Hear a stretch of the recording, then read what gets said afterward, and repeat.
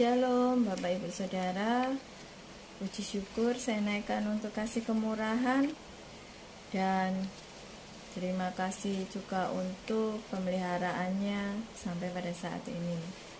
Tuhan sudah mengenal kehidupan kita dari kita masih dalam kandungan. Kemudian Tuhan memproses kehidupan kita untuk menjadi lebih baik. Pada saat kesempatan ini saya ingin merenungkan firman Tuhan yang saya ambil dari kitab Amsal pasal 1 ayat 7. Saya bacakan di sini. Takut akan Tuhan adalah permulaan pengetahuan, tetapi orang bodoh menghina hikmat dan didikan.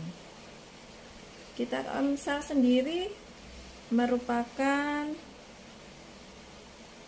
kitab yang berisikan kebenaran umum atau kebijaksanaan hidup.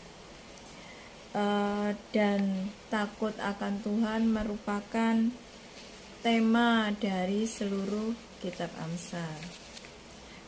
Pertanyaannya, kenapa kita takut kepada Tuhan? Orang takut biasanya dia melanggar hukum, takut karena berbohong, atau takut karena dimarahi, atau takut karena dihukum. Yang pertama, dalam melanggar perintah. Dari awal Tuhan sudah memberikan suatu aturan atau perintah kepada Adam dan Hawa. Dalam kitab Kejadian dikatakan bahwa semua buah dalam Taman Eden boleh engkau makan, kecuali satu buah yang ada di tengah-tengah taman itu jangan kamu makan. Bila kamu makan, engkau akan mati. Tapi karena keinginan dan godaan, bahkan bisikan, maka Hawa memakannya. Bahkan dia memberikan kepada Adam. Otomatis mereka satu sudah melanggar hukum dan jatuh ke dalam dosa. Dan dosa itu harusnya mereka mati. Nah, di situ mereka sudah mengalami ketakutan pada saat Allah datang untuk berjalan-jalan di taman. Mereka takut dan mereka menyembunyikan diri mereka. Di saat Allah bertanya, "Di manakah kalian?"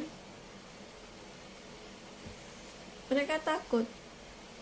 Tuhan tahu apa yang sudah mereka lakukan, tetapi mereka malah bersembunyi. Tuhan sebenarnya menunggu mereka agar mereka mengakui apa yang sudah mereka lakukan. Nah, di situ kita harusnya bijaksana bahwa Tuhan itu sebenarnya menunggu kita untuk mohon ampun untuk segala dosa yang sedang kita lakukan, yang telah kita lakukan, atau yang kita perbuat. Karena Allah itu adalah Allah yang penuh kasih. Kemudian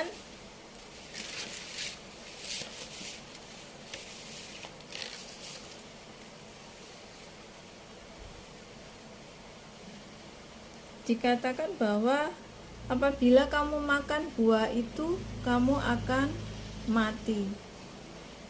Di saat Adam dan Hawa sudah memakan buah itu, mereka tahu bahwa mereka telanjang. Tuhan tidak menghukum mereka. Justru Tuhan memberikan solusi kepada mereka dengan memberikan pakaian dari kulit binatang. Di situ Tuhan masih mengasihi manusia, masih memberikan suatu solusi yang nantinya ini merupakan nubuatan dalam pribadi di dalam Tuhan Yesus itu sendiri. Dalam pembacaan dalam pembacaan Alkitab sehari-hari, Amsal 1 ayat 7 dikatakan, untuk memperoleh ilmu sejati, pertama-tama orang harus mempunyai rasa hormat dan takut kepada Tuhan. Orang bodoh tidak menghargai hikmat dan tidak mau diajar. Jadi kalau kita ingin ilmu sejati, tentunya orang harus mempunyai rasa hormat. Apa yang pengertian hormat ini sebagaimana? Tentunya hormat ini apa yang dianggap orang yang dianggap penting atau dijunjung tinggi. Seperti ya istilahnya kalau pejabat tentunya mempunyai suatu kedudukan. Tuhan sendiri mempunyai istilahnya kedaulatan dan kedudukan yang tinggi. Tentunya kita mempunyai rasa hormat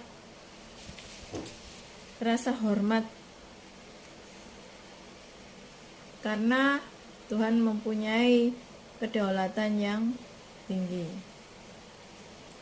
Arti lain dari menjunjung tinggi yaitu perbuatan yang menandakan rasa hikmat seperti menyembah dan menundukkan diri. Bagaimana dengan rasa hormat kita kepada Tuhan? Apa yang kita perbuat untuk menyatakan hormat kita kepada Tuhan? Yaitu dengan melakukan dengan sepenuh hati. Kita harus mempunyai hidup suci. Harus melepaskan segala ikatan terutama ikatan dunia, dan mengikat pada kehidupan rohani terutama kepada Tuhan dengan cara yaitu melakukan suatu dengan memuji Allah melalui perkataan bahkan perbuatan, tentunya dengan perbuatan yang sesuai dengan yang dikehendaki oleh Allah.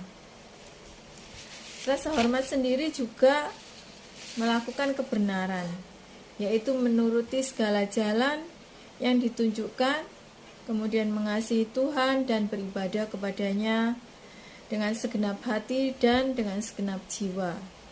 Inilah yang dimaksud dengan menyembah dengan kebenaran. Kemudian rasa hormat menghadirkan kepekaan.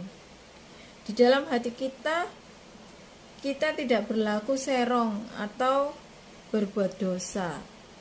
Namun kita sengaja melakukan ketidakbenaran, maka yang terjadi lama-kelamaan kita kehilangan kepekaan dan kita tidak lagi mempunyai rasa hormat kepada Tuhan karena kita melakukan perbuatan dosa itu berulang-ulang. Jadi seperti kebiasaan gitu. Dan apa yang dilakukan oleh orang bodoh? Tadi dikatakan di dalam Alkitab sehari-hari bahwa orang bodoh tidak menghargai hikmat dan tidak mau diajar. Orang bodoh sendiri sama dengan disamakan dengan orang bebal. Orang bebal yaitu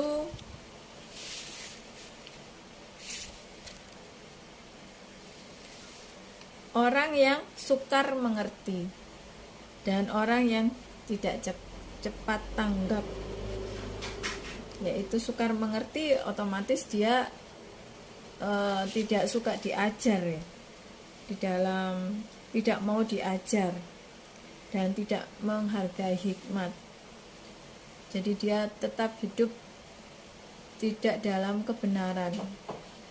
Hidup orang yang tidak mau berubah. Jadi tidak ada pembaruan hidupnya. Jadi tetap bila dia berbuat dosa ya tetap berbuat dosa. Dia tidak, istilahnya tidak mau melakukan apa yang menjadi perintah dan ketetapan Tuhan.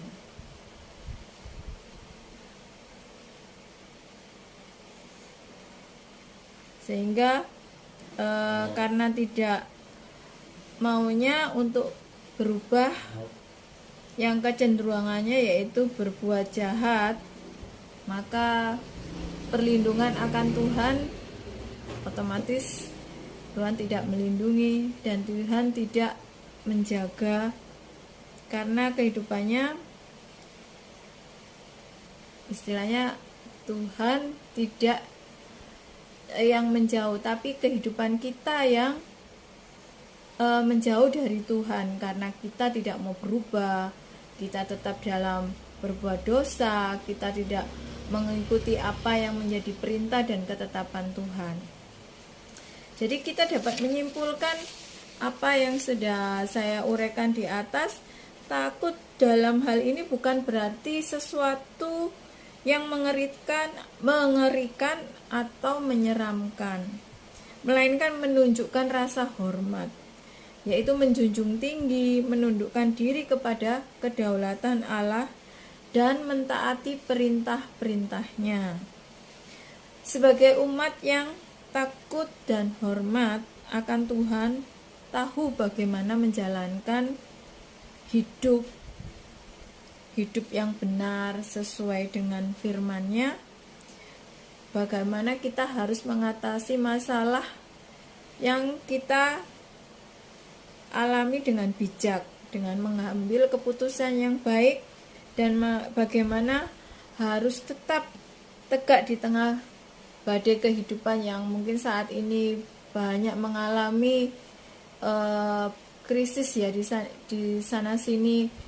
Setelah mengalami pandemi begitu banyak, mulai dari pekerjaan, penghasilan, dan penghidupan yang banyak sekali permasalahannya.